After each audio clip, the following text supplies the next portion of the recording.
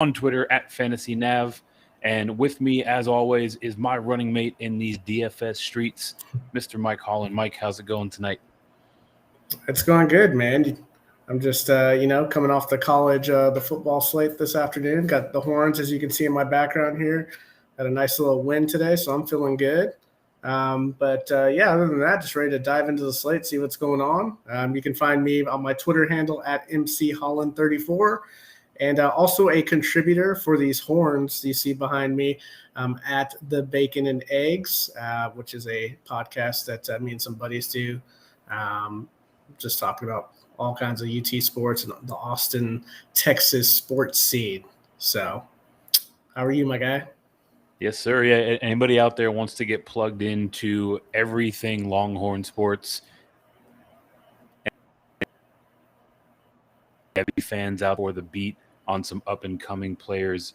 But for the at hand, we're here down in the pawn shop, right? And what that means is we're going to go through all 13 games on this full slate.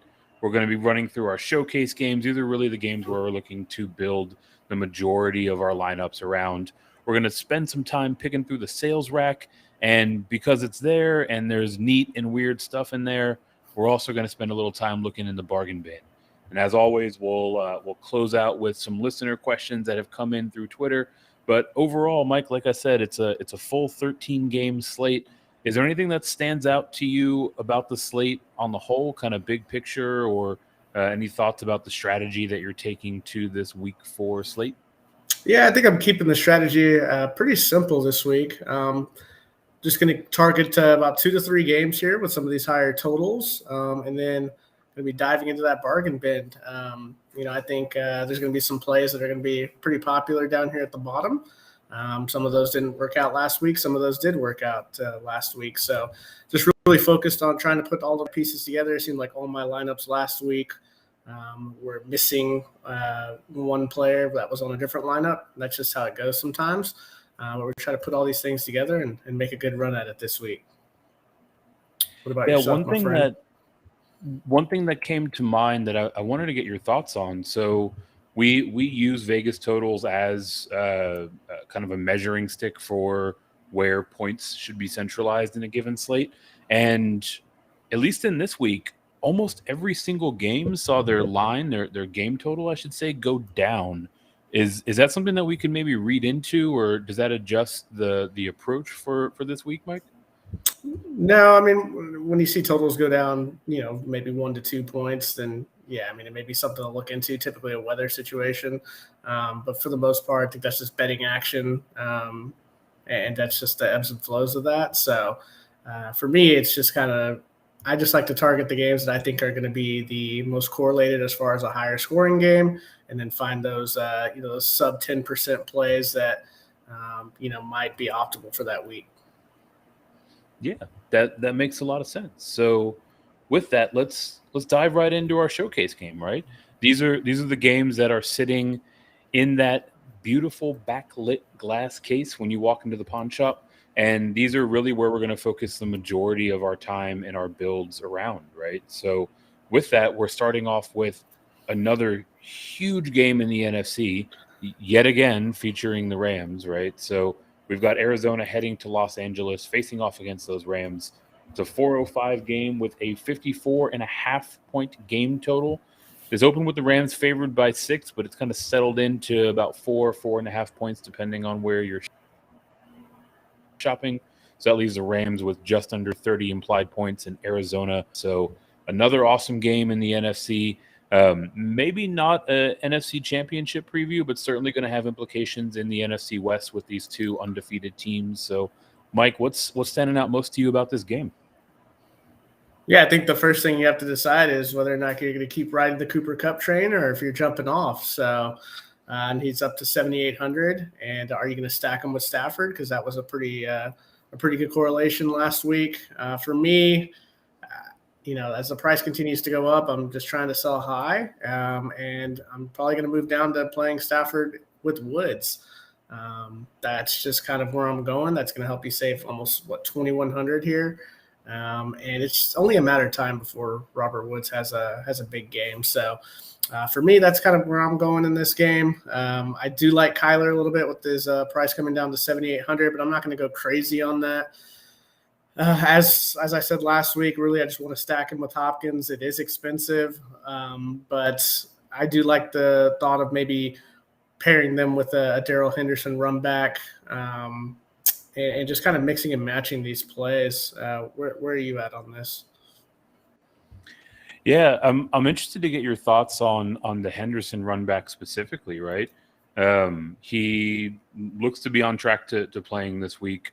We saw Sony Michel perform better than at least most running backs did against a very tough Tampa Bay front last week. So at least based on that comment, I'd want to know, are you full go on Henderson, or are you taking a little bit more of a cautious approach? Yeah, I think I'm full go on Henderson. I mean, last week Michelle had 20 carries, 67 yards. So it wasn't uber efficient. I know it was against Tampa Bay, but Henderson's a little more dynamic. So if the Rams happen to fall down in this game, his targets could kind of go up there, and that's just going to add to his ceiling. So I'm all good with it. I'm not too afraid of this Sony Michel deal here. I'll have to see it first when they're both on the field, healthy. Just to kind of go away from that. So what do you think? Yeah, at least for me, it's probably an avoid, right? I should mention that we're generally speaking about things from the GPP point of view. So with that qualifier in there, I think there's value in at least considering almost anybody on the slate. But with this Henderson matchup in specific, I think there are just so many ways that it could go bust that I'll have some shares as sort of an interesting way to get exposure to this game on maybe the lowest owned Ram. But I would be lying if I said it felt really great clicking that button and putting him in the lineup, right? Yeah, no, I definitely feel that. Because once you do that, he's going to go for 2 touchdowns. Once he's going to take a screen 80 yards to the house. But other pieces. Hey, the moment you do, man, as soon as you do it, as soon as you put him in the roster and then you unclick his name, that's the doomsday right there. What do you think about some of these cheaper plays in this game outside of him? I mean, you got Higbee climbed up to 4,600, Connor and Edmonds. I mean, they're in the 5K range. Do you have any interest in any of this other stuff down here? So I think Higbee is still an interesting play, specifically as like a third Rams piece.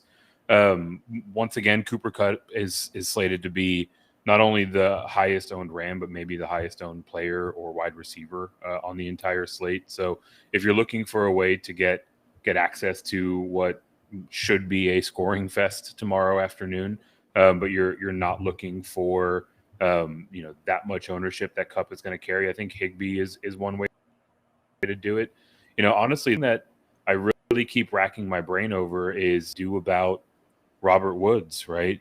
For a few weeks now, it seemed like he was the logical pivot off of Cooper Kupp. And while you and I were certainly both on him to varying extents last week, he still garnered a pretty good amount of ownership. What's your read on how sort of the public is going to respond to that? Do you think that he's going to be pretty well owned again, or do you think it's like a once bit, twice shy, everyone's moving on from Bobby Trees now? No, I think, people will start to move away. And once you start burning that cash on on some of these plays, you start to, feel like you don't need to go there. And a lot of people are going to go to Kupp because he's not an out of this world type price right now. So he's still definitely playable. But for me, it's, sell high, buy low. And right now it's Robert Woods, 5,700. I mean, I know the targets they haven't really been there, but I mean, like I said, he's 1A to 1B with Kupp preseason. I think teams are going to start to focus on Kupp more, and that's just going to free him up more. So that's where I'm at with that. Yeah, that makes sense. Moving over to the Arizona side of this game, I think that might be where I have a bit more interest. Look, we all know it. You can hear it anywhere and everywhere that is creating DFS content. The Arizona Cardinals run a ton of 10 personnel. They have 4 receivers out there all the time, right? So it makes it kind of hard to really zero in on either your run back or who you want to stack with. But all 4 of these guys, Hopkins included, are likely to be sort of sub 10% guys. So in what is going to be, at least is currently slated as the highest point total available to us tomorrow afternoon, to have that many viable options available, sub 10% ownership, it feels like it's kind of the path that I want to be on. I don't know, Mike. Am I thinking about this the right way, or can you talk me out of this if it's a bad decision? No, I mean I'm more on the Rams side than I am the Arizona side, so we have a little bit of a difference in opinion here. I just, like I said last week, I don't really want to play anybody other than Hopkins because I just don't know what these guys are going to do with these other 3 receivers. But I know Hopkins can get you there. More of a cash play, but for me, I'm just kind of on the other side right now. That's just where I'm at right now. So I'm not playing too many Kyler Hopkins stacks, and really not taking any one-off pieces either from the Arizona side. So yeah, I'm gonna have to try and talk you off of it. Yeah. The text thread is going to be lively between now and kickoff. The thing with Hopkins is I sort of get the sense that he might be a bit more nicked up than they're really leading on. I know last week he still was on the field a ton. I think he saw about 90% of snaps last week.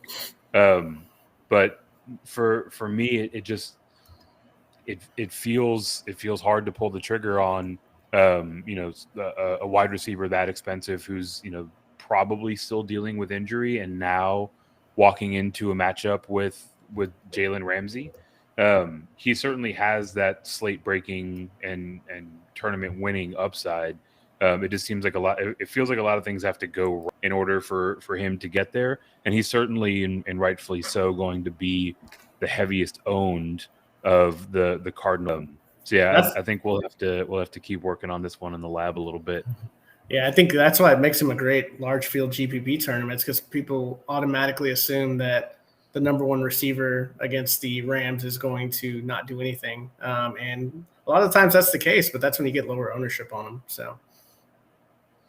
And to that point, actually looking back at the box score from last week, Jalen Ramsey didn't shadow Mike Evans as much as we would think, at least as much as the word shadow would imply. And Evans still had a fine day in the office, right? So exactly. I think it's fair to consider our guy Nuke a little bit more. Yeah, no, I definitely agree with that. So you want to move on to the next one? Yeah. Our next one, we're finally getting some scoring potential in the early slate of games. It felt like last week every single high scoring game was set for the afternoon slate.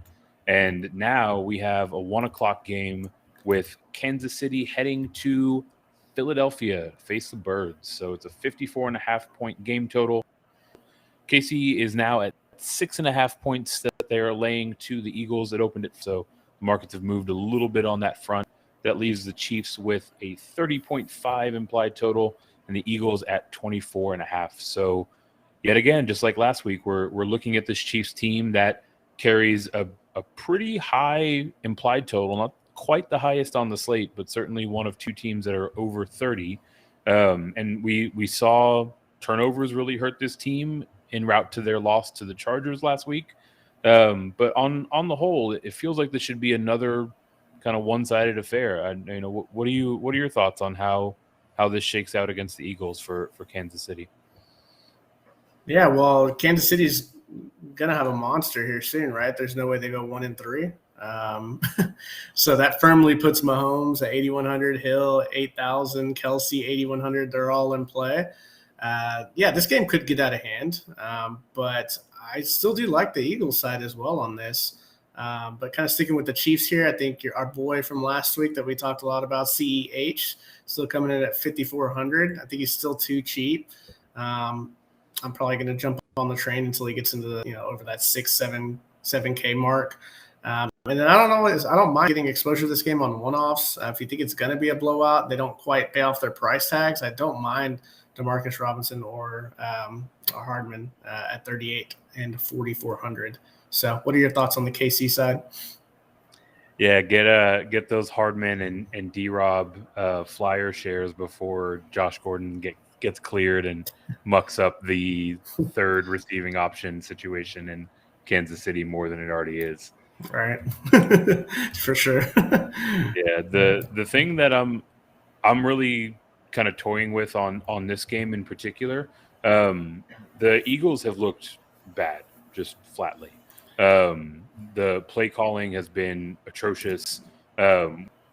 We saw last week in Monday Night Football that and the game out of the backfield was just carving up this Cowboys defense, and then they didn't call a running play for almost 3 quarters.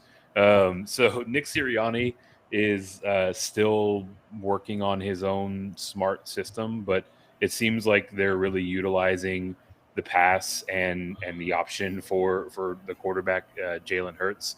So I expect this to be another ugly game where Hurts gets you right over the line, but who to stack with Hurts is really the tricky thing to try to figure out, right? He goes to Devonta Smith often, but after that initial read, he's sort of prone to tuck it and run it. So, if I'm in this game, I do want to find a stack on a trailing Eagles team, but it's so hard to find that logical choice to pair up with Jalen Hurts. I don't know if any of them stand out over the others for you, Mike. Well, yeah, I mean, I'm going to have probably too much of this side of the game. So, winner take alls, you'll probably see my lineups with Hurts. It's just a good price point here. And it just seems like whenever a team's playing Kansas City or Tampa Bay, it forces them to play more aggressive than what they normally would. And with the rushing upside for Hurts, I think he's a pretty solid play. I don't think too many people are going to want to go this route this week. But I'm firmly in. It is tough to stack him, just like Lamar Jackson is with some of these receivers. Like Smith is up to 5,700. I think you got Rager at 4,700. I don't mind the idea of stacking him with a running back, though, with Sanders. It's very contrarian. It's very different, but it's something that I do like to do because – he can be eating up yards on the ground, and Sanders could score the touchdown, or he can catch a screen pass. I mean, there's just different ways for these guys to get there together, and you do see it from time to time. I would say maybe once or twice a week, you'll see the quarterback, running back as an optimal stack in that particular game. So it is kind of interesting. I'm going to play these in larger field tournaments and winner take all tournaments, just because I think I'm going to get. You always want the side of the game that's going to be trailing, and for a quarterback especially, he can hit the 100-yard bonus. So I'm not mad at it. I do have a lot of interest in that. So is there anything you can kind of let me know that I'm missing here that's going to keep me from burning some cash this week? No, I mean I think that's a really interesting angle to take. I was looking at Miles Sanders here as you brought up the idea of stacking him with Jalen Hurts. And I mean, for a running back, he's got almost 12% target share, which is pretty premier for the position. He's run a route on about 50% of passing plays that they've run this year. So definitely highly involved, and you can get that backdoor correlation with that stack. And at least from what it seems like, Hurts isn't really going through the progression. So he's going to target Miles Sanders on plays where they're drawn up to target Miles Sanders. He'll also be there as a safety valve as things break down or as he gets outside of the pocket. So I definitely think that it's an interesting line to take on the game. And, this Chiefs team is one of the rare circumstances in the NFL where they are one of the most favorable teams for DVOA against the pass and against the run. Usually you'll see teams sort of favor one side of the offense where they're stronger and the other side they're weaker. Kansas City is really giving up a lot of production to both sides of the offensive attack. So might be a really interesting angle to take to get the trailing side of this KC Philadelphia game. Yeah, I mean, I think they're what, in the bottom 3 yards yards allowed, so they're just giving up a ton of fantasy points. So, yeah, if you're going to give me some of these guys at under 10%, then I'm going to take shots on them. I'm going to stack in different ways, and I'm just going to see what kind of happens. I mean, yeah, could Kansas City completely, dominate this game and look like the KC of the last few years? Yes. I don't think really their offense has been as much of a problem, but yeah, they got holes in that defense. And I just don't see how a mobile quarterback like Hurts, doesn't at least. I think he offers a safe floor. So, and he has upside. So that's something that you really want as you kind of build your lineup. So I think it's definitely interesting. Yeah, it would be killer to get that 100-yard rushing bonus from your QB, right? Oh yeah, yeah. Ride home about it. I think that puts a pin in this matchup. For the next showcase spotlight, we've got Carolina traveling to Dallas. So the line's down a bit relative to the first two. It's a 51.5 game total. Interestingly enough, it's actually one of the few games that's increased since the line opened up. So this one opened up at 50, at an even 50. So we're seeing the line tick up for the game total. Where we sit now, Dallas is laying 4 points, leaves them at 27.75, with Carolina at 23.75. And at least for me, I think we're going to learn a lot about both of these teams, right? Dallas is coming off of that huge win against Philadelphia that we touched on a moment ago.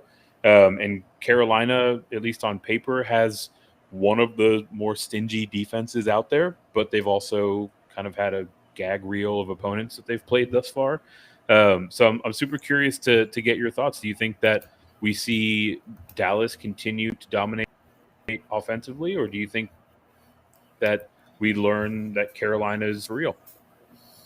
I think an unstoppable force meets a moving object right here, a movable object right here. Carolina, yeah, giving up 191 yards a game. Look who they played. I mean, it's it's overhyped, and they just lost Horn, in their secondary. So, I mean, I'm looking at Dallas to keep the train rolling, honestly. I mean, you take away Horn in that secondary, and then you also take away McCaffrey on the offensive side of the ball. Yeah, I'm really on Dallas this week. I really like the pricing on Dallas this week. I mean, how can you not like it? I think they're going to be one of the most popular stacks right now. You're looking at Prescott at 6,700. I think he's going to be really popular. Pairing him with Cooper at 6,000, Lamb at 6,700. I mean, that's a cheap stack. You can play them both.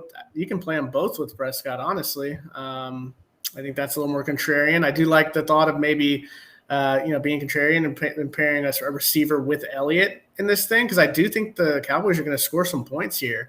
I've liked what I've seen from them. I know Pollard's kind of cut into Elliott here, but that's just going to lower Elliott's ownership, and I'll take that price point, 6,500 all day. So, yeah, I like a lot of the pieces on Dallas's side. I don't believe that the Panthers are this good defensively. Until I see it against a team like Dallas, then, maybe it'll help change my mind. But where are you at on the Dallas side of this thing? Yeah, I think the considerations for the Cowboys are really to do with pricing, right? We've seen them in shootouts thus far, but at least two of those were against defenses that are above league average, right? So it's not like their productivity has been against the Eagles 3 times over. So I do think that Dallas is capable of showing us who this Carolina defense really is, and the pricing is too good to pass up, right? On the whole, it does make me wonder with how the pricing is on this game in particular, as one of the few games where we've seen the total go up. Is this where we see heavy concentration of ownership on the whole or across the entire slate for tomorrow? Do you think this might be the chalkiest game of the week? Yeah, I actually think it's going to be the chalkiest game of this week, because on the Panther side, I mean, look at the pricing on them too. I mean, Darnold is 6,000, Moore 6,600.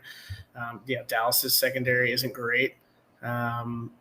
I just think there's a lot of goodness in this thing. And I think this goes way over. And as you can see, the line getting bet up. I wouldn't be surprised to see a 35-28 type game. And you're going to need multiple plays if that's the scenario.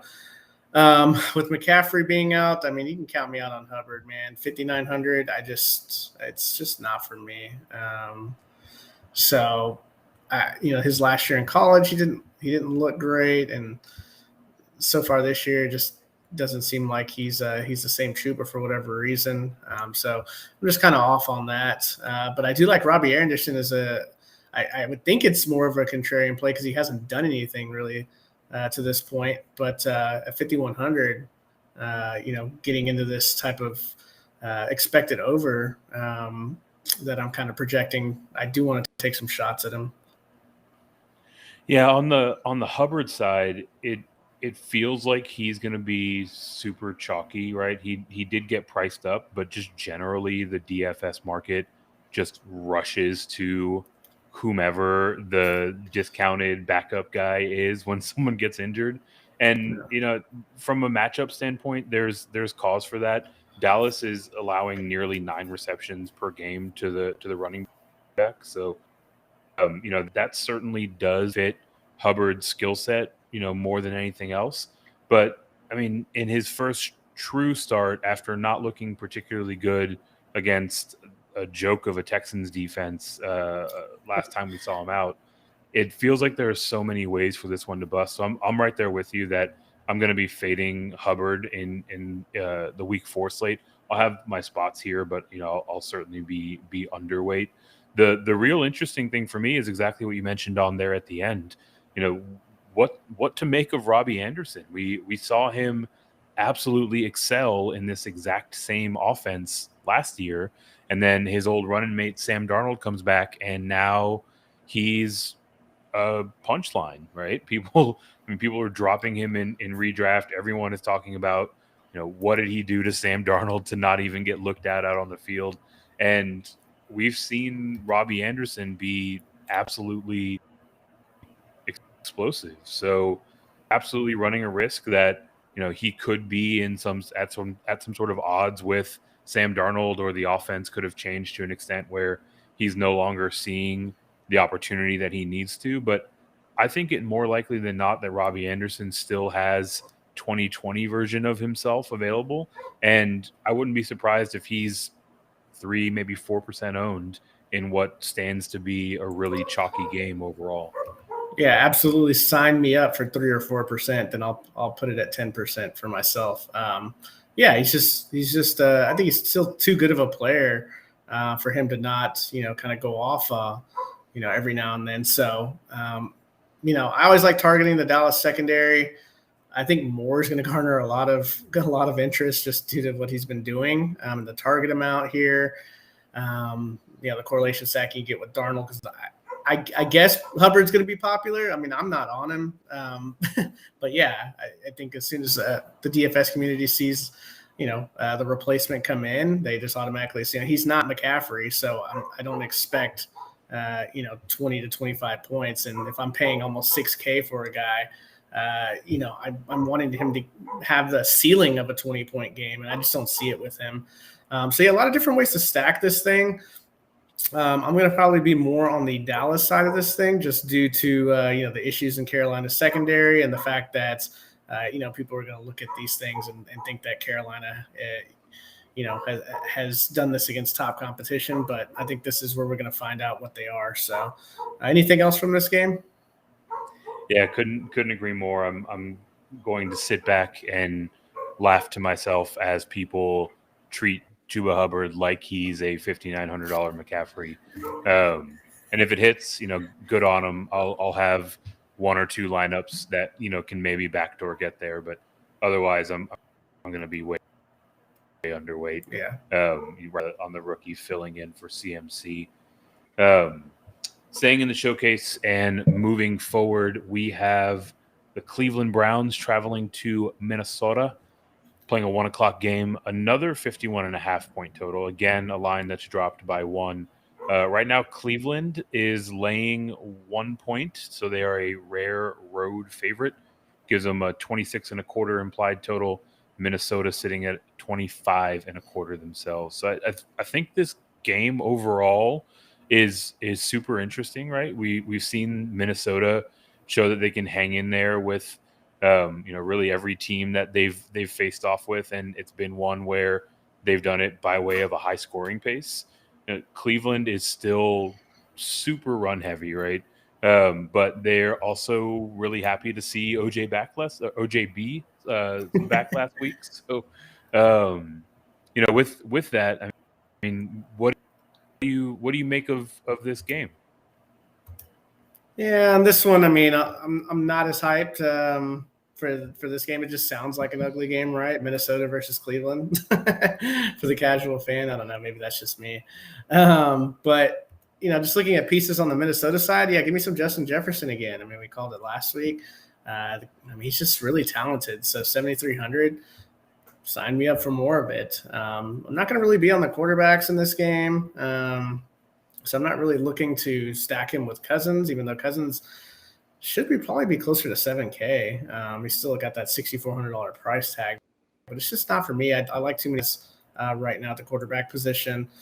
For me, Thielen, yeah, he's probably going to score a touchdown, but I mean, can the guy break 50? Can he break the 100-yard barrier? Let's start with 50 first, right? Dalvin Cook, 8,100. I think people are going to be shy on this, and that's why I kind of like this play. If he's healthy, I think people are going to automatically assume that Madison's going to eat into his role a little bit just because of what he did last week. And then also you got to think that the Vikings are probably going to want to protect him going forward, because it seems like every 2 or 3 games he's got a questionable tag on him. He's becoming the Julio Jones of running backs. But that just makes me like him even more because he has a massive ceiling. So if he gets it going and has one of those Dalvin Cook games, then you're probably going to get him at really low ownership. But yeah, what do you think about the Minnesota side here? Yeah, I think Dalvin Cook is flatly too cheap, right? We've seen what he can do. Maybe they give a couple of those touches to Madison, but even if he pinches off 5, maybe 8% of his workload and his touch share over to Alexander Madison, he's still way too cheap. I think that they tend to be conservative in how they deploy when he's injured, right? Like I don't think that they're going to rush him out there and put him in a position to play on a given Sunday if he's not able to take that full workload. So I expect him to be at least 90% or so of Dalvin Cook out there, and at that price tag, it's just too cheap, right? I do think it's interesting to sort of ponder, looking at Conklin's performance last week. It feels like we've kind of had a revolving door of third receiving options in Minnesota.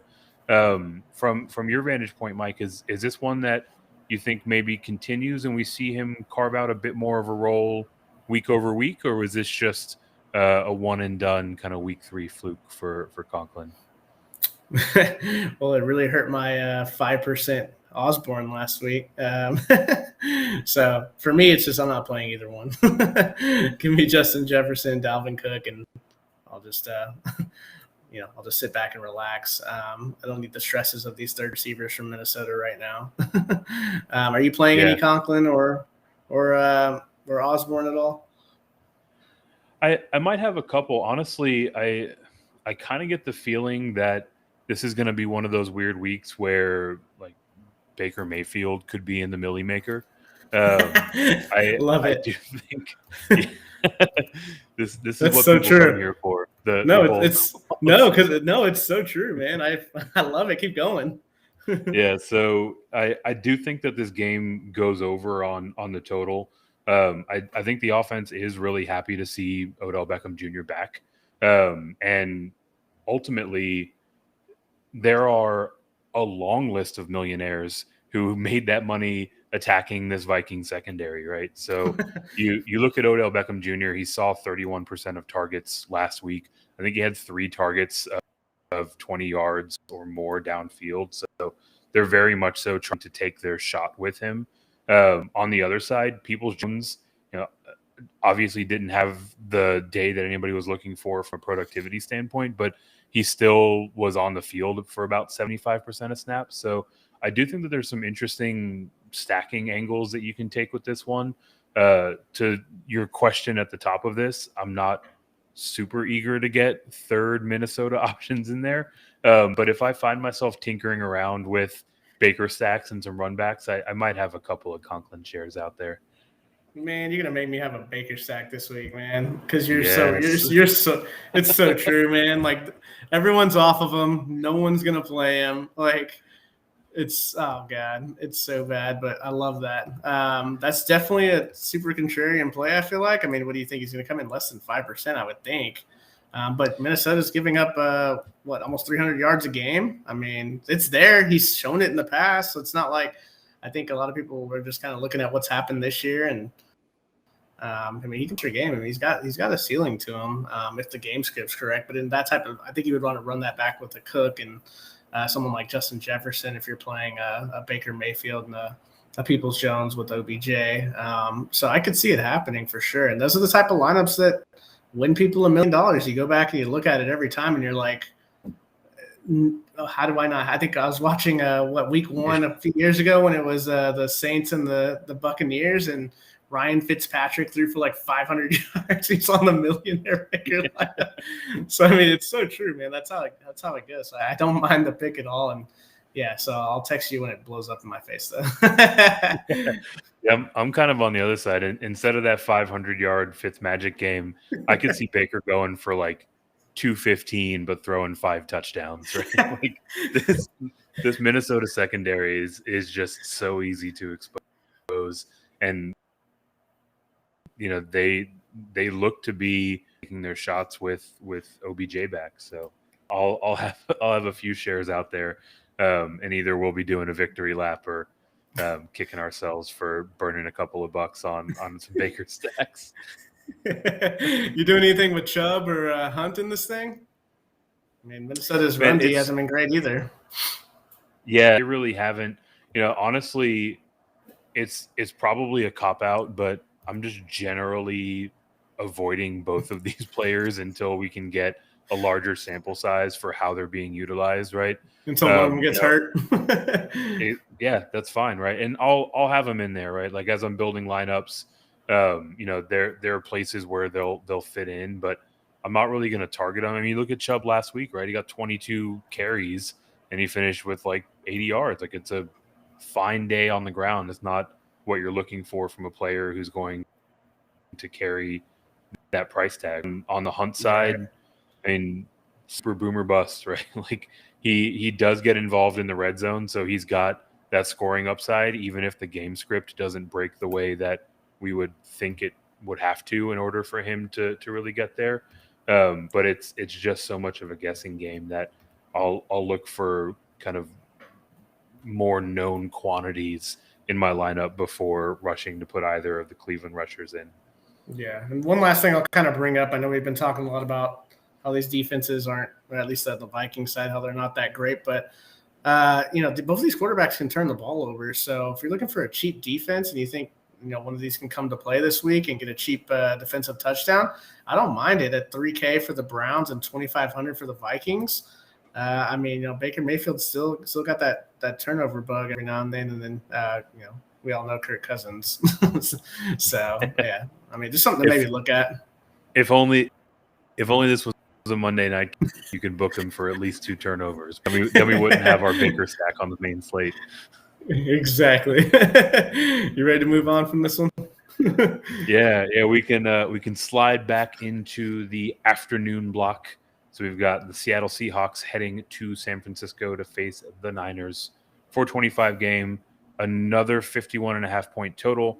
San Francisco is laying 2.5 points. This one has held steady since it opened. So that leaves them with a 27.25 implied total, with Seattle at 24.75. And this one is super interesting. I'm actually going to have a pretty good amount of exposure to this game across my builds tomorrow. We've seen San Francisco be competitive and win through a variety of different approaches. And at least looking at the Sunday night game against Green Bay last week, they sort of looked like that Super Bowl contender from a few years ago, right? So I think there's a lot to be excited about with the San Francisco offense. And Seattle, like we've talked last week, I mean, this is a team in transition that is very much so sliding or swinging the pendulum over to the offensive side of the ball, right? So we're seeing a ton of scoring both against them, but also Russell Wilson is very much so capable of keeping them in and winning games through the offense. So I'm projecting a ton of fireworks for this game. Mike, what's your look at this one? Yeah, I think the pricing in this game is really interesting. They just priced it to where you want to be like, I really don't want to play this. Because it's in that 7K range. It seems like a lot of the plays are in that 7K range. You look at Wilson's 7,100. Yes, I'm going to have a pretty good amount of shares of Russell Wilson at 7,100. Absolutely. Who to pair him with? That's kind of tough. I mean, you got Metcalf at 200, Lockett at 7,100. You obviously want to put him with one of those guys. I think at this point you don't really want to play Wilson in that as a naked play, but I'm gonna have a tough time. I might just split it between the two, see what we can kind of get from there. I'm okay with Carson 6,300. For me, it's like, man, like these prices, I'm just like, I kind of want to just spin down to get like CEH. In that spot. So, I may have a few of Carson there. That's about it for me on the Seattle side. Do you have anything from the Seattle side that really jumps off the page for you? I mean, as I'm sure you're getting used to, I probably have more of a question than an answer to your question, right? And that's who are we looking at from the Seattle passing game, right? It sort of feels like we're back at the point where it's play whichever guy is cheaper, and DK decided to pull the rug out from under us and basically make them the same price, right? So we obviously saw what Lockett's been able to do really all 3 weeks, but certainly in the first 2 weeks. DK's bounce back game last week. Maybe from a matchup standpoint, is there either of those Seattle pass catchers that you're looking or feeling more excited about firing up over the other? I mean, for me, I think I'm just going to split it right down the middle on my Wilson stacks, honestly, because it's very rare that it's not like a situation where you can, like a Lamb and a Cooper, where I feel like at the price point you can get them both with Prescott. I feel like, these guys are, 500 to 1,000 more than those Cowboys receivers. So it's going to make it really tough to put both of them. And a lot of the times they don't really correlate together. So usually one has a big game, the other one doesn't. Rarely do you see both guys go over 100 yards together. So I think I'm just going to split it right down the middle. San Francisco is pretty tough defensively, but Russell Wilson's a special player, and he's always capable of putting up a big game. So, I'm not gonna go crazy, but I'm gonna have a good amount of shares of these stacks. So, you? Yeah, I think the thing that I love about stacking this game in particular is, first, I ran a very scientific poll on my Twitter page, and literally nobody is responding to that poll saying that they're going overweight on this Seattle game. So I think that there's reason to believe that we're going to see some under-owned players, and more specifically to Russell Wilson.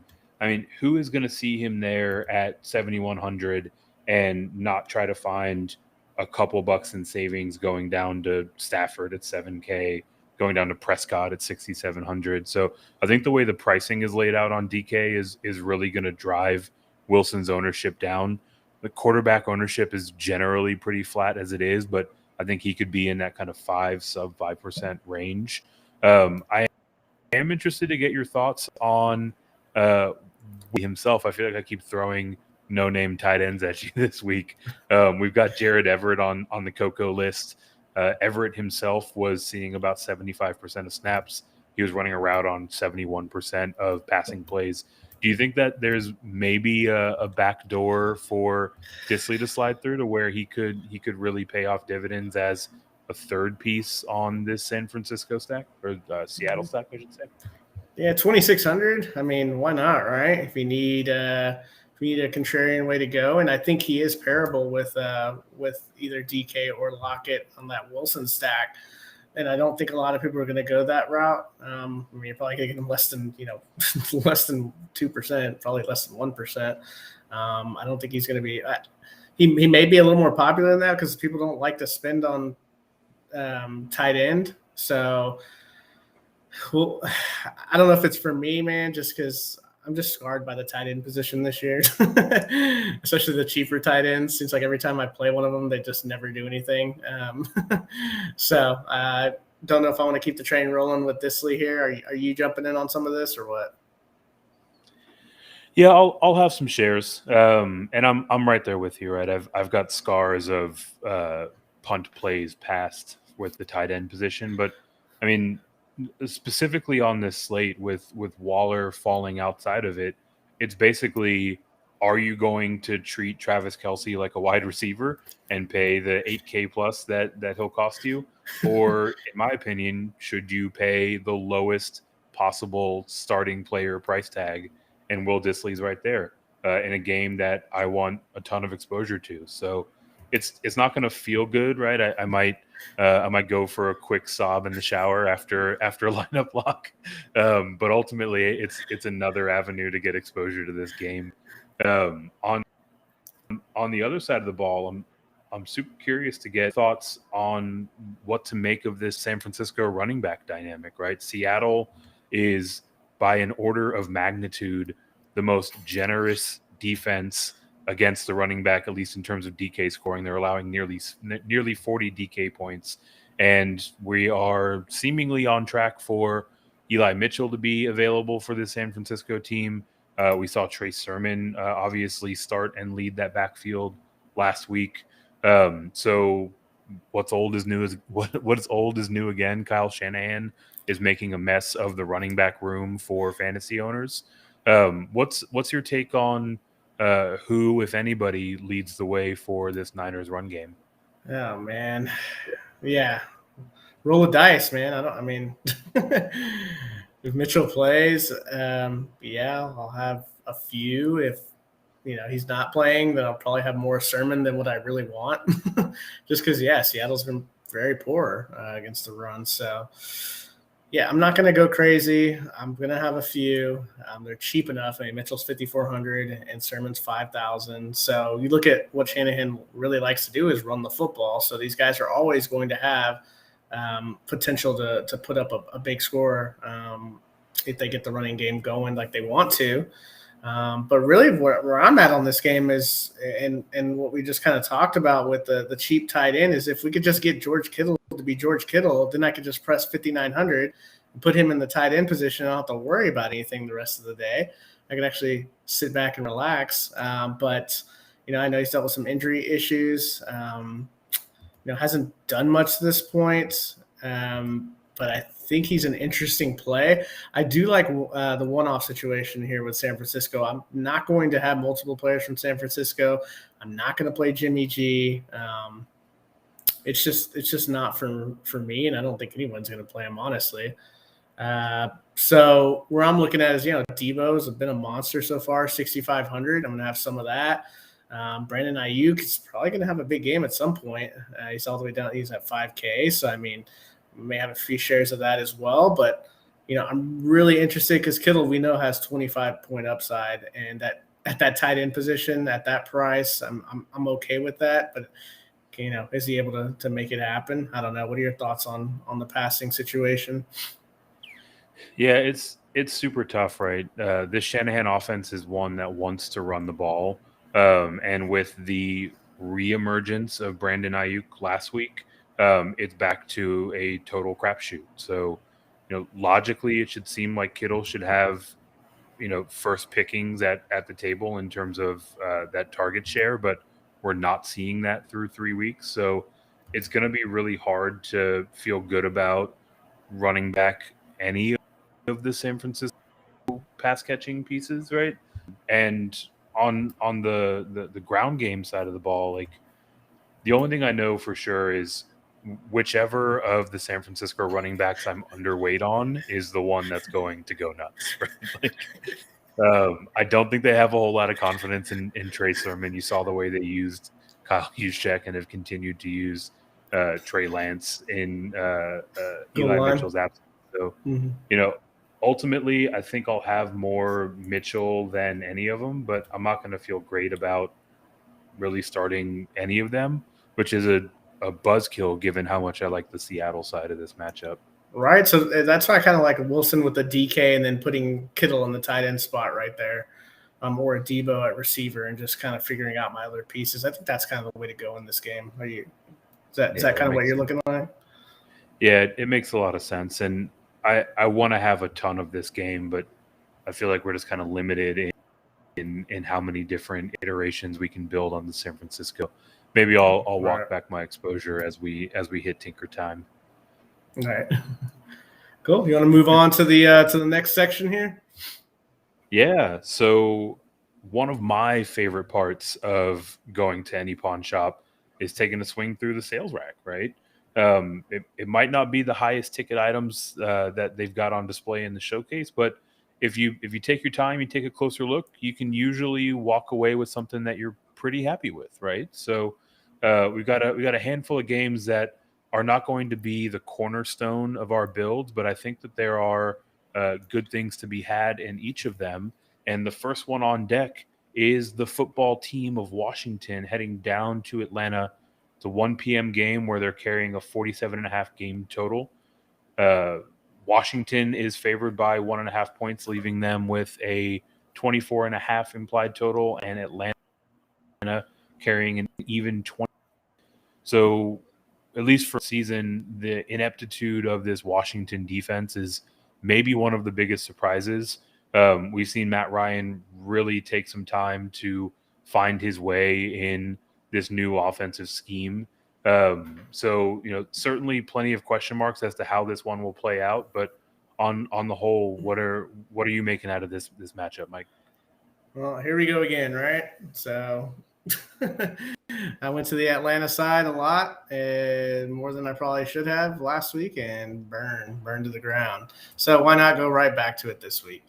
Matt Ryan, 5,400. Him and Hurts are going to be in my winner take all lineups. I mean, it's just how it goes. I'm the only one that's going to have them in those. And so it's going to feel good when they actually do something. I'm still high on Ridley. If you're not going to move his price point, he's a better than 7,000 DK player. So if I can get that Ryan to Ridley stack going for 12,400, then you can really start to get some of these pieces from Kansas City, from Dallas. I mean, man, it's just one of these days. These guys are going to hit, and I'm already too pot committed. So at this point, I got to ride it out until it actually happens. Hopefully, that's not until next season. So that's where I'm at on that. I'm not too interested on the Washington side. I mean, I like McLaurin, 6,900. He's in play. I guess it's if Gibson, is either limited or out. I think McKissick is interesting at 5K, but that's about it for me. What about you? Yeah, this one really comes down to pricing for me, right? Like you look at Calvin Ridley sitting there at 7K, and it's just a joke relative to not only his skill set but the upside that he's shown us in this offense, right? So I'm going to have a fair amount of Ridley heading into the slate tomorrow, and because I have a problem, I'll need to find someone to have a good amount of Terry McLaurin on the run back to correlate. So those are the two plays that I'm feeling pretty happy about. And just given the soft spots in the pricing that we talked about in the showcase games, I think that there's budget to be available to tack these two on in a little kind of mini correlation on the back end of your roster. Yeah, no, I think Pitt's, a little interesting after burning everybody. I don't think he's going to carry that much ownership. I think he's interesting play as well. And then you have any thoughts on Patterson? The guy seems to be making plays for them. Yeah, it's terrifying to see Cordell Patterson doing what he's doing out there, because I want to follow the statistics and embrace the fact that he has a role in this offense. But I know the second that I buy in, I'll just be lighting my money on fire. So I've got some shares of him in redraft and season long, where I'm for the sample to get a bit bigger. But for now, I can't stomach the idea of spending good money on Cordell Patterson, who was essentially a punt returner like 2 years ago, and is now being trotted out there as a running back. So he'll get a couple of carries, he'll get his targets right. It's really more of a floor play than anything else, but ultimately it's not for me. Oh man, I just love that he's kind of a thing this year. It's Yeah, just a weird thing to see. Are you you ready to can't beat jump it. on to your boys here on the next game? Yeah. Speaking of weird things to see, Davis Mills' neck is like 36 inches long. So we've got Houston heading up to Western New York to face off against the Buffalo Bills at 1 p.m. Buffalo is an favorite. They're laying 17 and a half points in a 45 or 46 and a half game total. So that leaves Buffalo as our highest implied odds team for the week at 32 points, with the Fighting Davis Mills all the way down at 15. So obviously this is going to be a one-sided affair. Is there anything that you're taking from this matchup tomorrow afternoon? Oh man, that line is just that spread is just amazing. It's got to hurt as a Texans fan, right? No. Nothing can hurt me as much as Bill O'Brien did. For me, it's like I don't know what's going to happen, right? Like, are people going to play a price increase Allen after he just went nuts?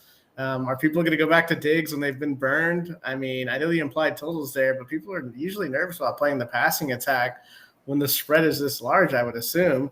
And this kind of goes away from everything that I typically stand for, which is when it's more than a 7-point favorite.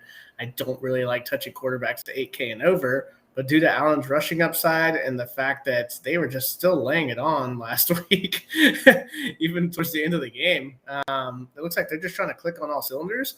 And so I think by stacking Allen and Diggs, I don't think it's going to be that popular. Maybe I'm wrong there. But I think a lot of people are moving to Beasley and Sanders because of their price points. And Beasley's targets are just out of control. I have a little bit of interest in Moss, 5,300, but man, I don't know. Like, this game could just get out of hand quickly, and then none of this even matters. So, tell me where you're at on here, man. Yeah, I've got a pretty similar line. I think Josh Allen might be one of, if not the chalkiest or highest owned quarterback. Quarterback chalk is a myth. Don't realize they're all usually between like 7 and 12%. But I do think that Allen is going to carry the highest ownership, or one of them, on the slate. I think it's a fair point to say that an Allen Diggs stack will probably be a bit under-owned, right? And I think that has to do with whomever is going to muster up the courage to fire up Allen as a 17 and a half point favorite is not going to double down on it and spend $7,600 to run it back with Diggs, right? So I think that combination is actually makes for a really unique build. There might be a place on the other side of this game. I mean, Brandon Cooks is basically getting every single target in this offense. So there's certainly a volume floor to be had there. But I mean, even just saying any of these things out loud, they all are typically things that I assign to play for in my cash builds. And that's not what we're talking about here at the pawn shop. So in my GPP lineups, maybe I'll have a couple of spots where they fit in as kind of a last guy in, but ultimately not going out of my way to get 20-point favorite or underdog into my GPP builds. Oh man, yeah.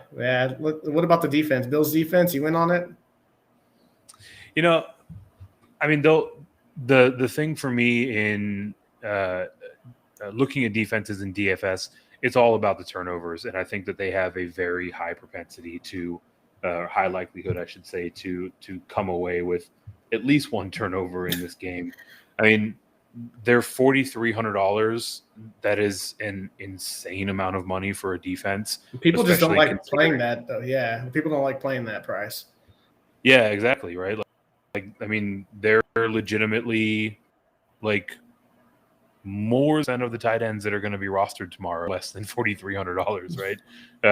So you know, when people are going through and hand building, they're rushing to get their defense in so they can get their $2,800 player out of their way and look at how much roster and salary they have left over. So I don't think many people are going to be on the Bills defense.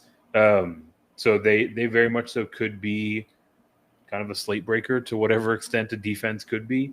But with how many kind of high 6 to mid 7 price players there are out there, I don't know if I'm going to have the salary to get up to almost a $4,500 defense. Yeah, so it's different, right? I mean, bigly different. Yeah. No, I mean, I'm in on some of it, man. So, shall I move on? Yeah. So we'll head over to the Steelers heading to Green Bay. It is a late game. It's a 4:25 game. Right now we're sitting at a 45.5 game total with the Green Bay Packers laying 6 points. So that leaves them at a 25.75 implied total, with the Steelers sitting just under 20 points for their implied total. Obviously, at least in my point of view, we can call week 1 a mulligan for this Packers team. They've looked absolutely phenomenal in both of their games since then. On the Steelers side, feels very much so like Ben Roethlisberger is done. But across both of these teams that have kind of opposing trajectories, any players that you're looking to walk away with for your builds? Yeah, Adam stack, right? I mean, that seems like the logical way to go here. I think it's going to be a little popular just because the way Pittsburgh's defense looks.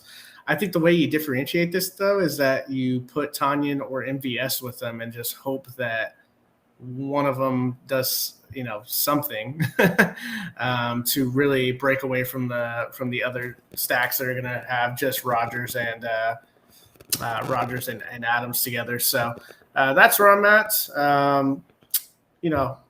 On the other side, the only way I'm looking at this is from the Najee Harris standpoint of how many targets he has, and they're going to be losing this game.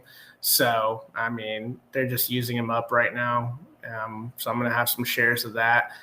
Deontay Johnson, if he's full go, I think he's interesting at 6,200. And then obviously that with Roethlisberger's arm, you just can't be 100% confident on on this. So where are you at on this? Yeah, I mean, on the Pittsburgh side, you have to be looking at the underneath options. So I think it would be awesome if Najee Harris got another 19 targets tomorrow.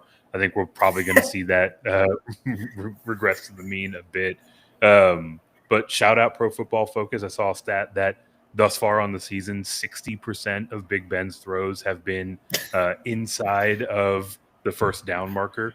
So well less than 10 yards average depth of target for Ben, whose arm really looks cooked. One housekeeping item. Actually, late today, MVS was moved over to IR with a hamstring. Oh. So don't fire up MVS tomorrow. Curious to see if maybe we see some of these kind of younger cats start to emerge in his absence. They'll have at least 3 weeks.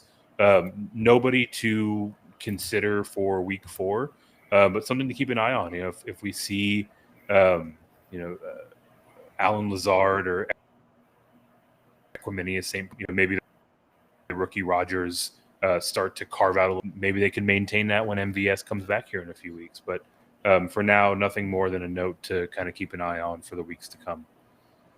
Yeah, for sure. Unless you're playing me in winner take alls, go ahead and fire him up. But yeah, it makes Randall Cobb a little interesting. So, Randall Cobb, the piece that got Aaron Rodgers out of. We are looking at an afternoon game, 4:25 kickoff.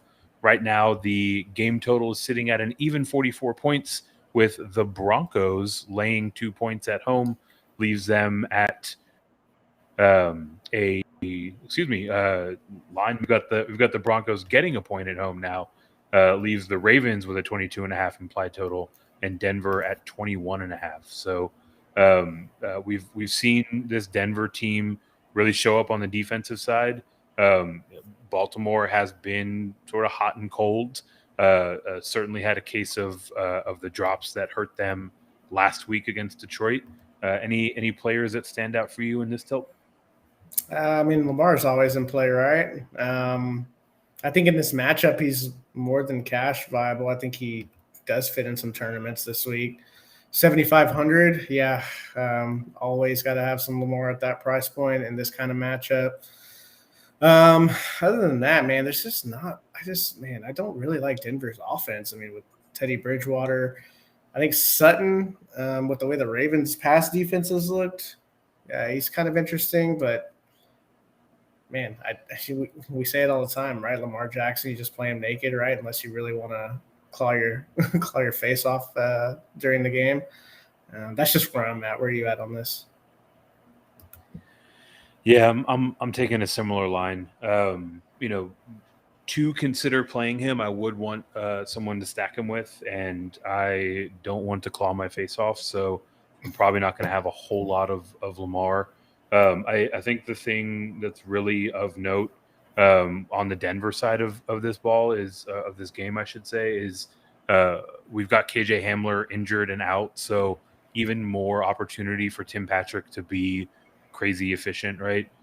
He's either scored a touchdown or surpassed 80 yards receiving in all 3 games this year. So someone who's going to be way underowned and could see some more opportunity, especially if Baltimore catches this Denver defense sleeping and gets out to an early lead.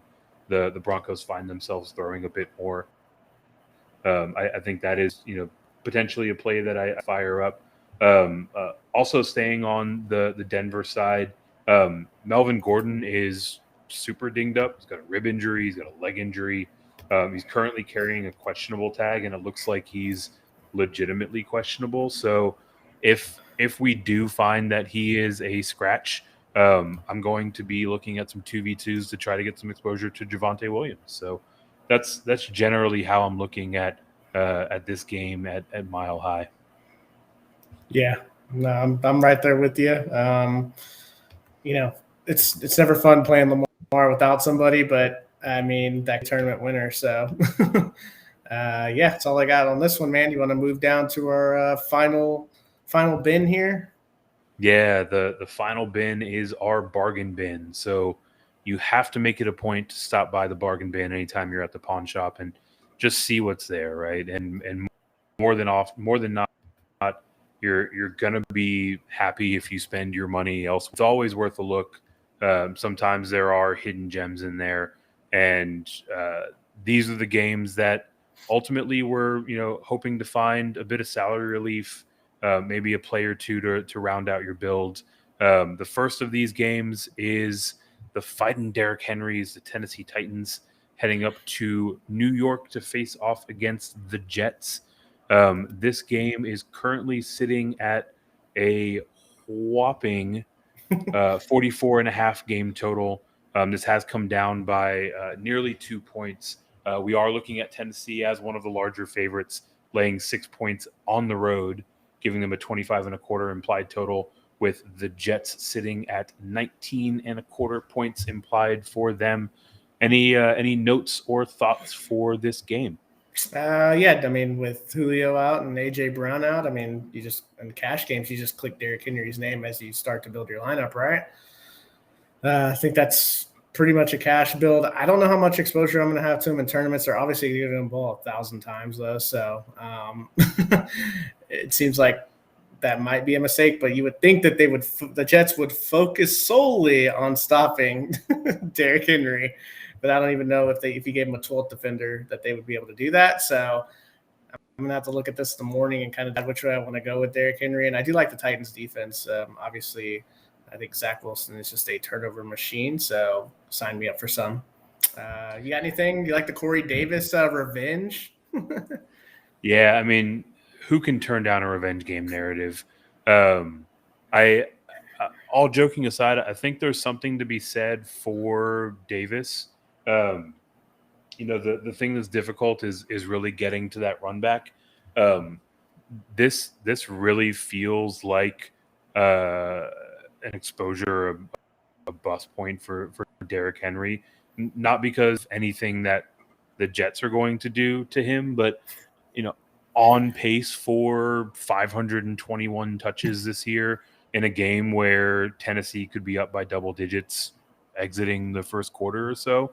I wouldn't be surprised to see Tennessee sort of walk back his utilization and sitting there at nearly $9,000 price tag.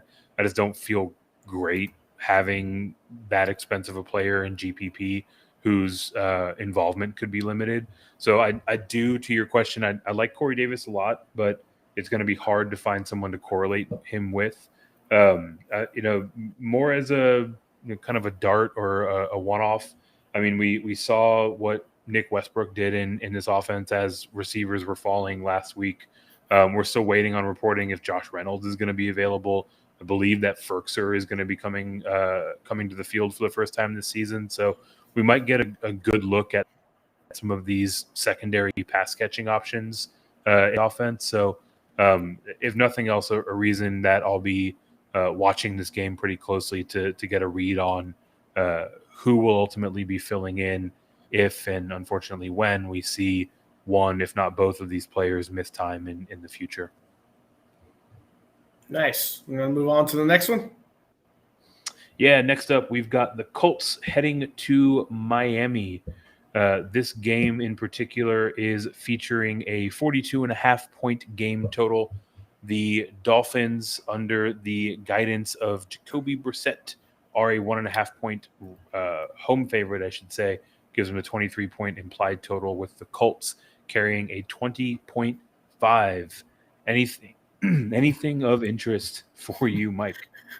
I find this hilarious that when you start to build your DraftKings lineup, without putting a player in there, your average salary is $5,555. And if Jonathan Taylor's ruled out, that means you can play every single person in this lineup for under the average salary amount, which I don't know why that's funny. It just tells you where these two teams are right now.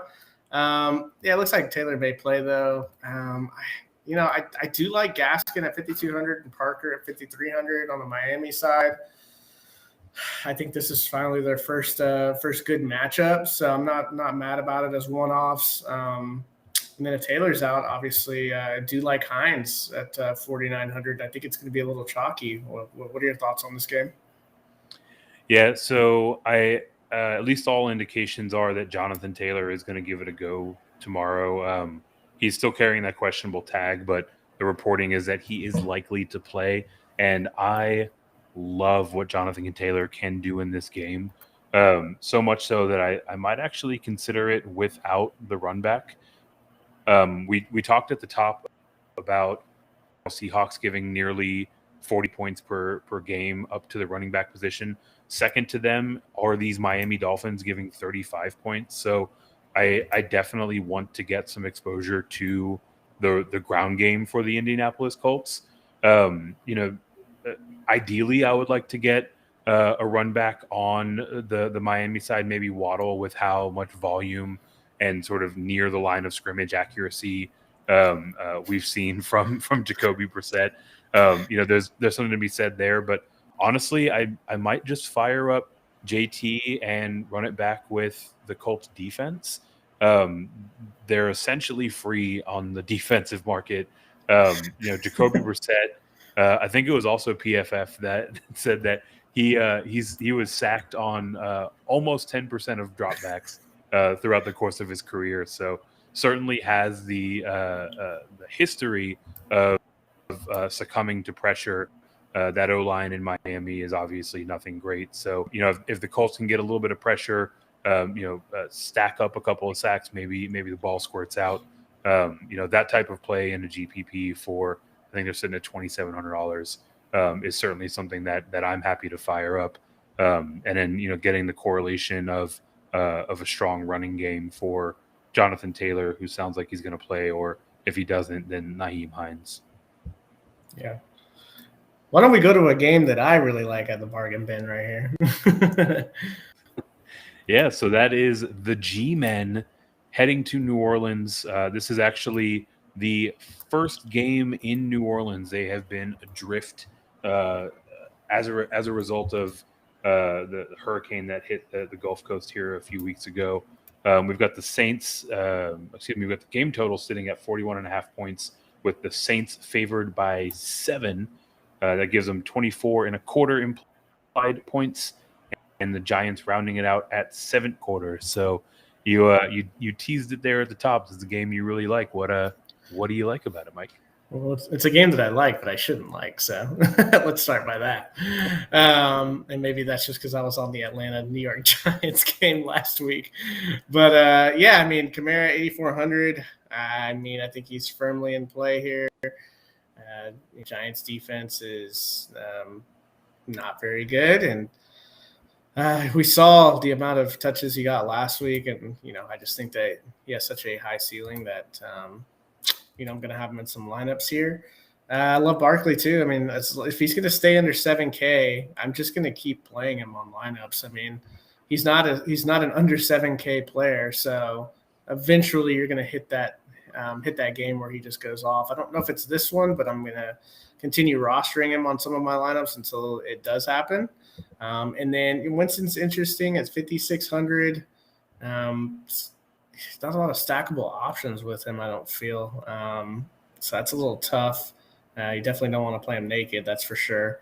I think Kenny Golladay at 5,500 is really interesting with Shepard and Slate now. So you could go there. And then I don't know what's going on with Evan Ingram, but, the guy ever remembers that he's talented, and he could be a really nice play. So what are your thoughts on this game? So my first thought is that we all know what's going on with Evan Ingram, and that is he is going to trot out there with a next to nothing price tag. He's min-priced damn near. He's sitting at 3K in a position where he should see immediate volume, and he is going to disappoint all of us. It's what he does best. It's maybe his superpower. So everything is lining up for it to be an awesome reintroduction to the league for Evan Ingram, which means that he is doomed to fail. The Golladay side, it's a war of attrition, and he is the last man standing. So unless you have been holding on to some Colin Johnson dynasty shares, shout out Horns, and you're now have a chance to fire him up, I think reasonably it's really only going to be Kenny Golladay as a pass catcher for the G-Men. You mentioned Saquon Barkley. He had a really solid day against Atlanta last week. But more so than anything, it was his second consecutive game with better than 82%, almost 83% snap share. So I do think that we see a lot of that volume that made him Saquon one of the most expensive players on the slate week in and week out. We see that continue here going forward. So I think there's a lot of reasons to be bullish about and excited to find ways to get him into your lineup. Yeah, definitely going to have some exposure to this one. And I think I'm not going to have much exposure to the final game we're going to talk about. Yeah, so that last game, it's actually now official. We've got Detroit heading into Chicago. I'm curious to see if the line moved with the late news on this one. It doesn't look like it has. It is a 41.5 point game total. The Bears are favored by 2.5 at home. Gives them a 22 point implied total, with the Glitter Kitties of Detroit sitting at 19 points. The news that I was alluding to is that Andy Dalton has been ruled out, so we're going to see Justin Fields yet again. Mike, do you think that Matt Nagy and this Bears coaching staff even attempt to come up with a game plan that suits Justin Fields' skill set and get him some protection behind that line, or do you think they leave him out to? Yeah, I think Matt Nagy needs to start, instead of game planning for that, he needs to start game planning on what he's going next, because he's not going to be around too much longer. 5,200 for Fields. Jeez, like no one's going to be on it, right? So maybe give me one, one out of 100. Yeah, this is just an ugly game, man. I mean, other than Montgomery at 5,800 and really Hawkinson at that tight end position at 5,800, the Bears have a pretty tough D and have some good linebackers. I mean, this is just an ugly, ugly game. I mean, do you have the GPP winning player from this game? I do have the GPP winner playing from this game. Oh, God. Shoot. And this is my dude, Darnell Mooney. Okay. Damn near a mirror image of Marquise Hollywood Brown, who we saw rightfully should have had 3 touchdowns last week. Their size, their range are almost identical. They're very similar way in the offense. They're both running about 25% of snaps from the slot. Mooney is going to have that same matchup that Hollywood was able to exploit, at least if he could hold on to the ball last week against Detroit. So I should say and qualify, do not build your Sundays around Darnell Mooney catching 3 touchdowns. But I do think that he's an interesting dart to throw, given how he is utilized in this offense and what we saw from an upside standpoint in essentially a very similar matchup from Hollywood last week. Okay. I'm not mad at it, but I'm not clicking anybody's name probably from this game when it comes down to lineup block tomorrow. All right. I'll buy you a cheeseburger with my millions of dollars next week. So at least a double cheeseburger. Yeah, 2 slices of cheese. Forget that McDouble trash. So we do actually have a list to round us out. I know that we are a bit more of a GPP outfit, but we do have a cash question coming in. We've got a listener who wants to know to go with an Adams, Terrence Marshall, and Henderson stack, or to look at Cooks, OBJ, and Swift in the cash game. So kind of a 3v3 that they're toying around with. Either side of those sound better than another? Man. Who's the third person? It was Devontae Adams, Terrence Marshall, and Darrell Henderson, or Cooks, Odell Beckham Jr., and DeAndre Swift. Yeah, I'm gonna have to go with the first one. I think there's just more upside, and I think that's where I would go with. What are your thoughts on it? Yeah, it's a tough call. I think it's a good question. If it were a player other than Terrence Marshall in that first one, I think I would be all over it as well. Probably to a fault, I really swing the pendulum in favor of volume in the cash game.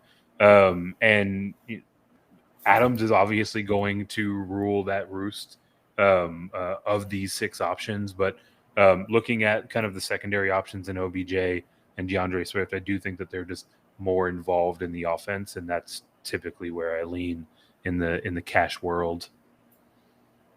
All right, until Adams goes off, and then he can blame me. Exactly. Yeah, I mean, there's a real chance that Adams plus a donut from Marshall outscores Cooks and OBJ. So when that happens, please come see me. I'll buy you a cheeseburger. Cheeseburgers for all. There you go. I love it. So with that, we now have week 4 of the Dynasty Pawn Shop, or the DFS Pawn Shop, in the books. We've covered all 13 of the games, highlights where we are looking to build around, and hopefully we've got you in a position to print some green screens tomorrow. So, Mike, you want to tell everyone out there where they can find you? Yeah, find me on Twitter at MCHolland34, and then you can find me as that regular contributor on the @Bacon and Egg Show, talking all things Austin sports. Shout out Bacon and Eggs. If you're not a follower or subscriber yet, head on over. It's @Bacon and Eggs. You can follow them on YouTube and get plugged into everything Austin sports. Mike, thank you again for your time tonight. It's been a ton of fun daydreaming about Baker Mayfield winning us $1 million. For those of you that didn't hear at the top, My name is Eric Romoff. You can find me at Fantasy Nav on Twitter. I am a contributor for both Going for Two, the host of the DFS Pawn Shop, as well as drroto.com, where the Pros with Joe's Charity League is currently living. So by all means, if anyone is wanting to see some of the work that we do over there, check us out. It's at Pros with Joe's. You can see some of the ways that we're raising money and the different causes that we are working to support. If you are so inclined, please consider donating and supporting those causes. We are raising money throughout the season, so give a little, give a lot. It really goes a long way. And as always, we will see you next week. See ya.